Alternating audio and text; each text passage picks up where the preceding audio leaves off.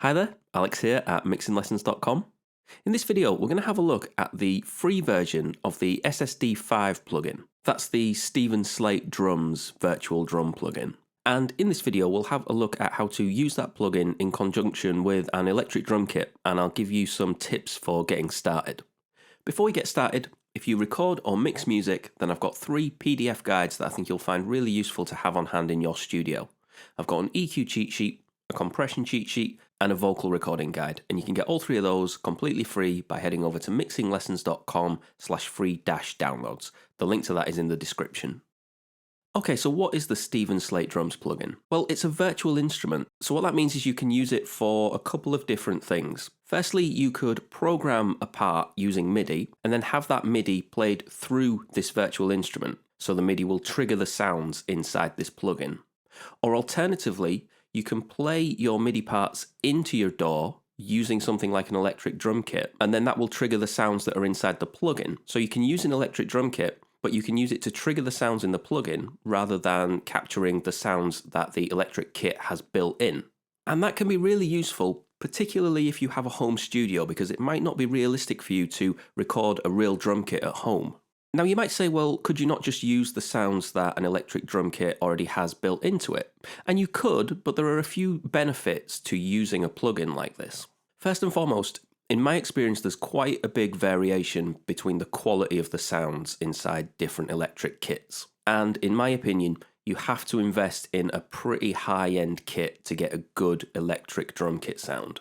Now, having said that, you can buy electric kits very affordably, but the sounds inside those kits are not necessarily going to be good enough to use inside a mix. And so what you can do, and what I'm doing in this video, is I'm using a relatively inexpensive electric drum kit, and I'm using it to trigger the sounds inside the SSD5 plugin, because in my opinion, the sounds that are built into this electric drum kit are not good enough to use in a mix. But what this does give me the option to do is sit behind a kit, play the parts in, and then have those parts trigger the SSD5 drum kit sounds. So let's have a listen to a quick comparison to the sounds that are built into this electric kit and then the sounds that I can get by using this kit to trigger the SSD5 plugin.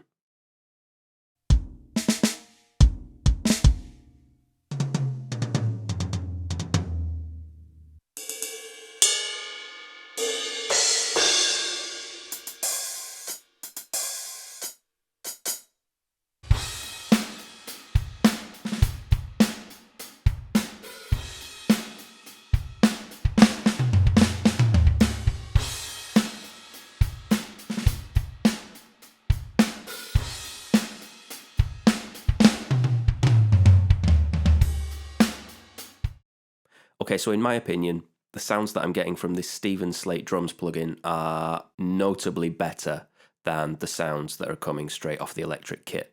Now, this is the free version of the plugin, and in the free version you have the option of choosing from 3 different kits. Of course, there is a paid version of the plugin, which comes with a lot more drum kit sounds built in, and I can see that being a really worthwhile investment for anybody who's tracking quite a lot of drums and wants to have access to a lot of different kinds of sounds, a lot of different kits. For a lot of people, I think that potentially the free version of this plugin will be adequate. It might just be enough to give you an improvement over the sound that you would otherwise get directly from your electric drum kit. And of course, working with MIDI does give you an advantage over just taking a signal directly from the electric kit and going in via a line input. It gives you the option to grab notes and move them around if you need to. You can also quantize the MIDI tracks to make sure that everything's really tight and locked to the grid. So there are some options that you have when you use MIDI tracks that you don't necessarily have if you just took a line out straight from the electric kit. So let's briefly have a look at the plugin itself. Now, even though you only get 3 kits with the free version of the plugin, you still get a lot of control over how those kits sound.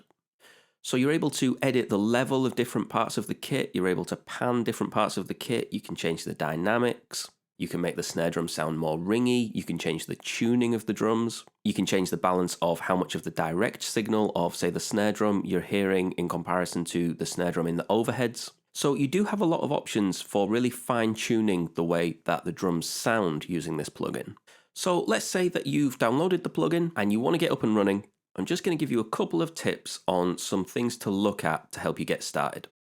First and foremost, you're going to want to make sure that each part of your electric kit is triggering the correct sound inside the plugin.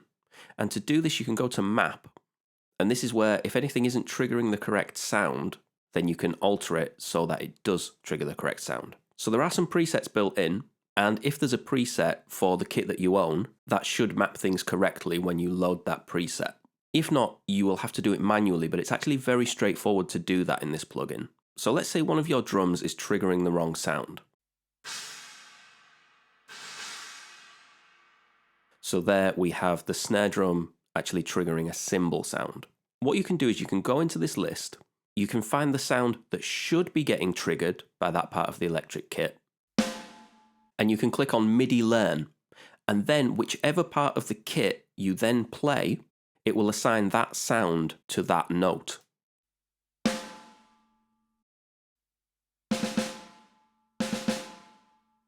And then once you've mapped all of your drums correctly, you can save that as a preset, and then you can recall that each time you use your electric drum kit with this plugin. So I would highly recommend getting the free version and giving it a try. I will leave a link to it in the description to make it a little bit easier for you. And this is just a recommendation really for something that I've found quite useful in my home studio, and maybe you will too. So hope that helps. Don't forget to go over to mixinglessons.com/free-downloads for that free EQ cheat sheet, that free compression cheat sheet, and that free vocal recording guide. Thank you very much for watching, and I'll see you next time.